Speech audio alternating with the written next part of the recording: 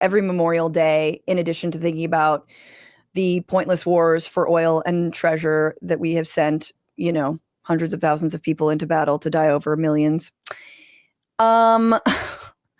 Memorial Day also reminds us of the Black Lives Matter uprising around the murder of George Floyd in Minneapolis.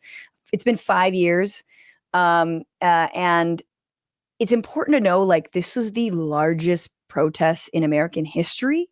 I think it was something like 70% of Americans. It was well over half of Americans had attended a rally. Yet, 5 years on, let's take stock. And this is according to the liberal rag, the New York Times, who did some of this reporting. But police killings are in fact up. They are up, especially for Native American and Black Americans. And I want to just name the 100,000 per 100,000 people since 2015, 6.8% if you're Native, 6.7% if you're Black, 2.9 if you're Hispanic, 2.5 if you're white, Asian. And I do think I know people like to get down on language like BIPOC, in terms of Black, Indigenous, people of color. But you just see the stats of the amount of police killing of Native Americans and Black Americans. And you're yeah, but BIPOC is a very useful term, considering that Asians are 1%, whatever. I'm just putting that out there. But you see the amount of police killings. This is another graph. Oh, geez. So it tracks basically homicides and then police killings. Police killings have been steadily going up, and since 2020, almost precipitously, where homicides have been precipitously declining since the death of George Floyd, which, of course, our entire media fearmongers completely the opposite. Oh, 1000%. I mean, especially I live in New York City, and it feels like every news story about New York City is or even seeing Sean Duffy being the subway's the most terrifying place in the world. You walk on there, especially if you're a woman, you will get murdered. And it's not really. I write it every day. Half the time I'm high or drunk and no one touches me. It's fine. It's totally safe. But yeah, you're absolutely right. If you watch the news and you don't live in a big city, you probably think that it's the 1970s of crime in those cities. Well, and this is, I think, the biggest story 5 years on, because it really is the backlash to this, the backlash to the narrative around, hey, cops are totally buck wild. They're out of control. They disproportionately murder Black Americans. Stop the killing. They are they do so with complete impunity. Rarely are they held accountable. Derek Chauvin's case was an outlier, and 5 years later, right-wingers and Dean Cain are openly saying that George Floyd died of an overdose. You didn't watch a video of him being strangled by a knee for 9 minutes? Or even the coroner's report. If you don't trust the video, the coroner, who, coroners don't always not protect the police, Totally. I mean, the evidence was so overwhelming. And so, but again, that is the backlash moment. And it is really the work of, I think, the right-wing echo chamber that has brought us to this moment, despite, and I want to talk about that, but let me just get through some of these other stats. Last year, 16 officers were charged with either murder or manslaughter in a fatal shooting, the same number as in 2020. So again, very little has progressed or changed on this front. Red state versus blue state is very interesting. So the rate of police killings in red states has gone up, and the rate of police killings in blue states has gone down by a little bit. In Republican-leaning states, they've risen by 23%. But broadly, in terms of support of BLM, it's actually not dropped that much. 52% still of Americans still express support of Black Lives Matter, which is a drop of 15%, which is obviously huge, but still that is the majority. And 72%, and this is according to Pew, say that increased focus on race and racial inequality after Floyd's killing did not lead to changes that improve the lives of Black people. Yes, and of course the evidence bears that out. And a majority of Americans say the relationship between Black people and the police hasn't changed. About the same, 54%, 33% say it's worse, and 11% say it's better. I mean, I don't know where they are.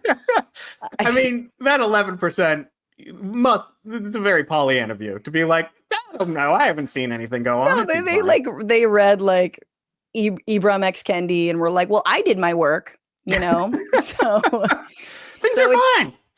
now it's important to know. Look, Biden. I give Biden a lot of crap because he did virtually nothing when it came to this movement that absolutely gave him the White House. It surged while he was running. It was a clear difference between him and Trump. He gave a lot of lip service to it. They weren't shy about it, like they were incredibly shy to stand with the people of Palestine and against genocide that they were part of. The point is this, he did sign an executive order that restricted no-knock warrants, banned chokeholds, and created a national law enforcement for accountability. That's just a database of like any misconduct. All of those things have been overturned by Trump.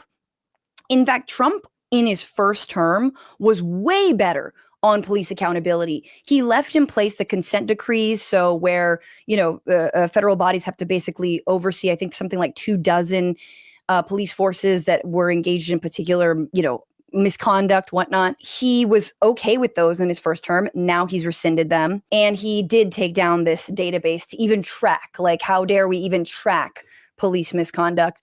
He has this another executive order that even like the Fraternal Order of Police is like, we don't need all that. We're pretty good. Like, it's basically like, we need to hire more. We need to defend officers if they do, catch a case. Like, we need to punish people who kill cops even more. And it's like, yeah, all that stuff still exists. Like, even advocates for the cops are like, we have enough. And speaking of deficits and budgets, again, how much money are you going to give police forces if you're not getting better results at all? I mean, it's such a fucking waste that it makes, like, even just monetarily, it makes me mad. Outside of all of the social justice horror, sure, even it's like the amount of programs that could keep people from that could raise people out of poverty, that could feed kids. It's so fucking frustrating. I also think, and I know we're almost out of time with me, but it's a lot of people still have this misconception about the Black Lives Matter protests where they're like, they blew up Seattle, they blew up Portland. Like, there are members of my family that do not think Seattle still exists. Like, they don't think it's there.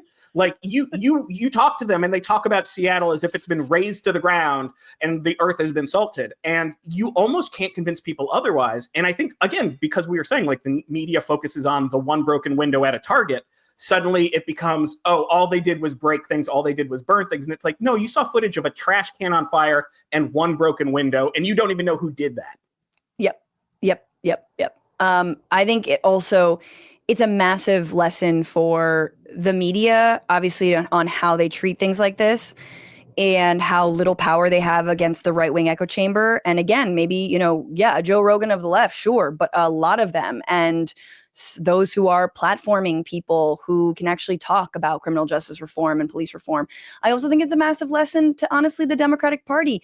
Look, last thing I'll say, and it's important to know, Kamala Harris co-wrote the George Floyd Justice and Policing Act, which was already kind of lightweight, right? It passed Congress, passed the House, and it stalled in the Senate, even when Democrats were in power, right? And this had nothing to do with like Kyrsten Sinema's purse strings and Joe Manchin. I don't even know where they stood on this. And who's the president of the Senate? The vice president is the president of the Senate. She was president of the Senate and she couldn't get this across the finish line. And look, maybe she was working tirelessly behind the scenes, as we know she was working on so many other things tirelessly behind the scenes. Of course. Something tells me they were not. This was not a priority. They took many people's votes for granted who specifically wanted action on this. And the fact that it is worse and the fact that they did nothing is so horribly telling. And I don't say that out of any joy. I didn't want to fail on this. I say this out of absolute horror and wanting to have fucking better electeds. It's like, so anyway, it's a massive lesson. It's also a lesson for the movement, the BLM movement, which is sort of largely MIA, again, not completely. Where did that energy go? Did it go into lobbying? Who was holding Kamala's feet to the fire? Mike, it's a massive conversation I could talk about. And I want to have more people on this show to dissect it all, but we've begun conversation. And my No, I God, think we fixed it. I think we solved it.